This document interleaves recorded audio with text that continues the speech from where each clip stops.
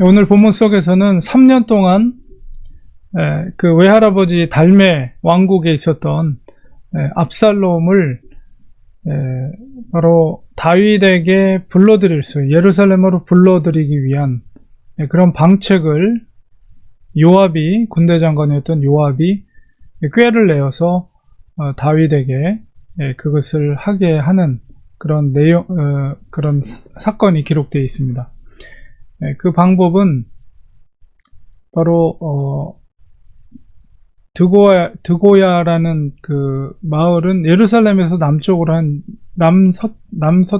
20km 정도 떨어져 있는 그런 마을인데, 거기서 드고야 여인 이로 나와 있지만, 어쨌든 이 요압이 군대 장관으로서 여러 이스라엘의 지역을 다니다 보니까 그 지역에 일꾼이 될 만한, 쓸만한 그런 사람들을 잘 알고 있었을 것입니다. 그래서 드고야의 여인이, 물론 요압이 뭔가 생각을 집어넣었다 할지라도 그 생각을 그냥 읽어드리는 게 아니라 직접 몸으로 익혀서 정말 진정성 있게 말을 할 수 있는 능력이 있는 사람은 많지 않거든요. 그러니까 드고야 지역에 갔을 때 그런 능력이 있는 여인을 알고 있었던 것 같고, 그 여인을 불러다가 마치 상복을 입어서 과부인 것처럼 이렇게 이야기를 지어서 다윗에게 이야기를 합니다. 근데 이제 이 장면은, 우리가 오버랩되는 장면이 뭐냐면, 다윗이 범죄했을 때,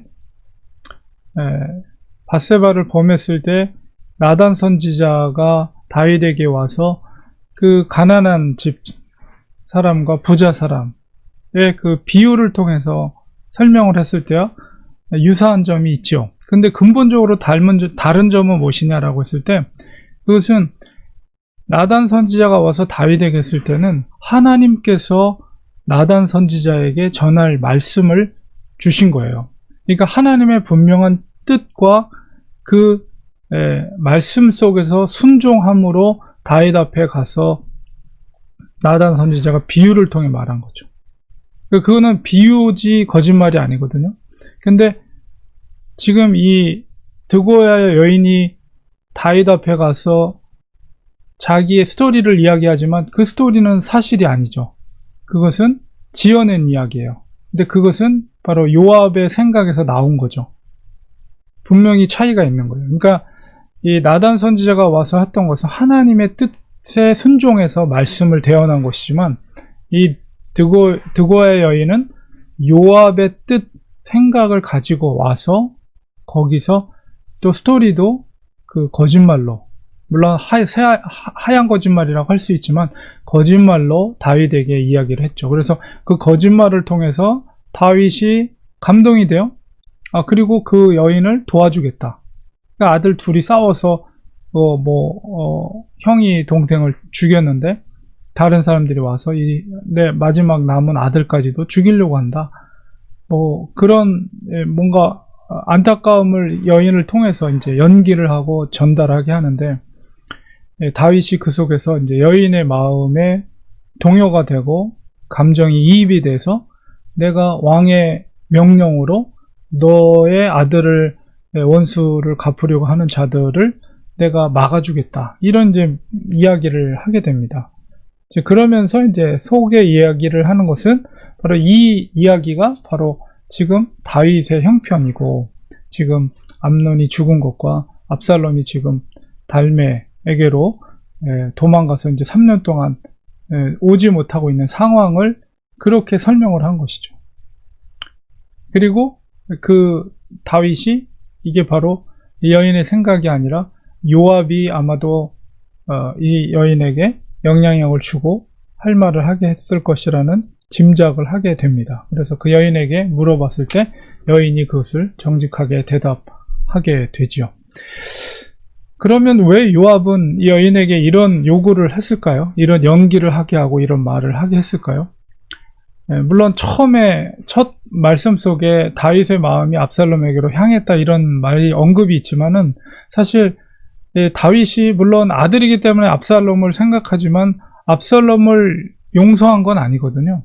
그리고 다윗의 고민 속에서는 물론 서열적으로 암논이 죽음으로 인해서 압살롬이 서열로 왕이 될 사람의 서열이긴 하지만 다윗의 마음속에는 과연 그가 왕으로서의 그런 자격이, 왕으로서의 그런 그만한 능력과 마음의 태도가 있는가라고 했을 때 사실 의문을 가질 수밖에 없어요. 왜냐하면 다윗과 비교할 때 너무나도 다른 거죠.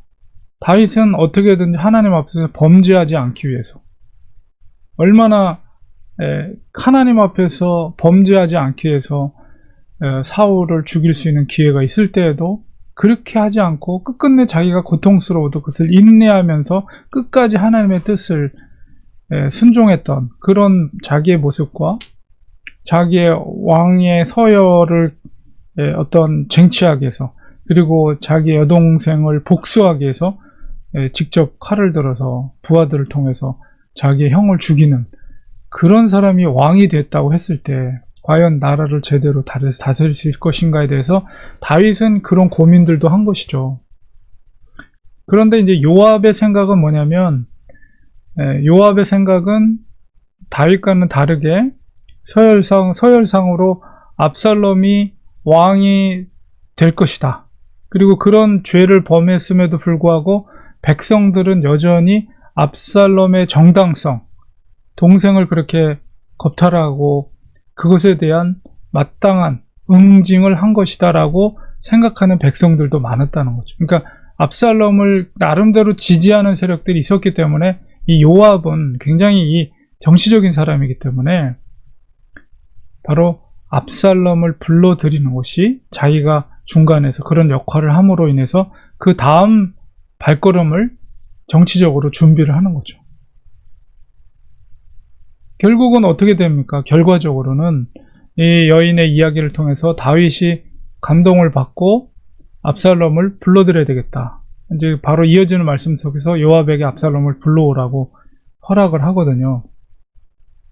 불러온 후에도 사실은 그를 용서하지 않았기 때문에 2년 동안 만나주지 않는데, 어쨌든 불러오게 되면 그 불러오게 됐을 때 그 절차상으로 형제를 죽인 일에 대해서 뭔가 국법으로나 아니면 율법적으로나 그에 대한 응당한 어떤 벌을 주고, 압살롬에게 불러들였을 때 그 벌을 주고 그 이후에 어떤 사면하는 절차를 이렇게 밟아야만 했는데, 그렇지 않고 일단 이 압살롬을 그냥 데려오는 것에 급급하게 됩니다. 그리고 철저한 징계 없이 그저 아들이기 때문에 그냥 포용하는 그런 태도를 다윗이 하고 있다는 것입니다. 결국 그러한 태도, 그런 결정이 결국은 압살롬의 제일 우선순위는 뭐냐면 이 왕권을 쟁취하는 거예요. 그렇기 때문에 거기에 걸림돌이 되는 것들은 다 제거하려고 하는 그런 악한 마음을 갖고 있었는데, 이제 불러들였어요. 예루살렘으로 불러들였기 때문에 이제 그는 그 욕심, 왕권, 나라를 차지하기 위한 그 일을 위해서는 무슨 일이라도 하게 되는 정말 괴물 같은 존재로 변질이 되어 버렸는데, 거기에 바로 다윗도 한 역할을 하게 됐다는 것이죠.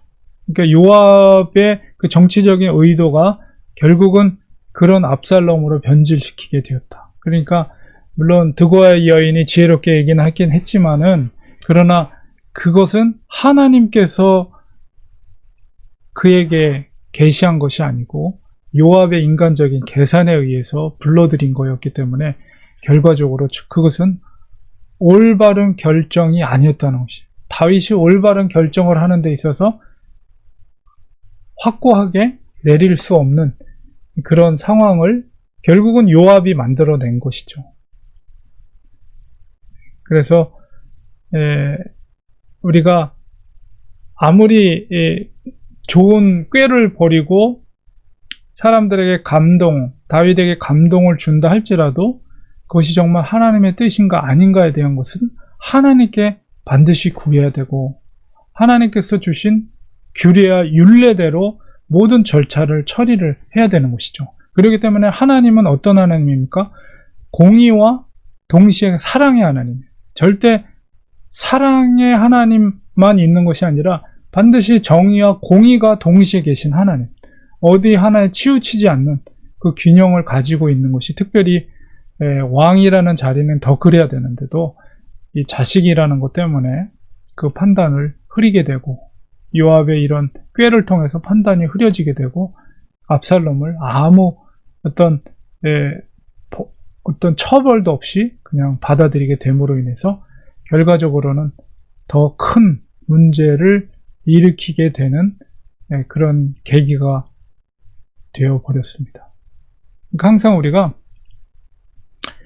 나의 감정이나 감동되는 대로가 아니라 어떤 상황이라도 내가 아무리 이게 옳다라고 판단이 되더라도 항상 하나님의 뜻이 무엇인가, 선지자라든가 하나님의 사람들한테 그것을 묻고 하나님의 뜻을 구하고 그 뜻대로 행하는 것이 가장 바람직한 것이다. 다윗이 그것을 놓쳤다는 것이죠. 그래서 우리가 항상 우리들도 믿음 생활을 해나가면서 내가 기쁘다라고, 내가 옳다라고 감정적으로 어떤 생각적으로 옳다고 판단되는 대로 행하는 것보다는 하나님 앞에 좀 더 무릎 꿇고 간구하고 기도하고 하나님이 주시는 그런 감동, 그리고 하나님의 말씀 속에서 원하시는 뜻대로 행하는 우리가 되어야 되겠습니다. 기도하겠습니다. 하나님, 다윗이 중요한 결정을 하는 데 있어서, 아들을 불러들이는 데 있어서 여인의 어떤 그렇게 지혜롭게 하는 말 속에 감동이 돼서 압살롬을 불러들이지만, 그러나 어떤 국법이라든가 규례, 하나님의 율례, 율법에 의해서 어떤 처벌의 과정, 그리고 그것을 사면하는 과정, 이런 절차 없이 무조건 수용하게 됨으로 인해서 더 큰 문제를 야기하게 됩니다. 하나님, 우리는 미련합니다. 연약합니다. 무슨 일을 결정할 때 있어서 우리가 아무리 이것이 옳다라고 생각하는 것도 하나님의 생각과 우리의 생각이 다를 수 있다는 그런 생각을 가지고 항상 기도하는 마음으로 무슨 일을 결정할 때, 무슨 일을 할 때 하나님의 뜻을 구하게 하시고 하나님의 말씀의 원리에 따라서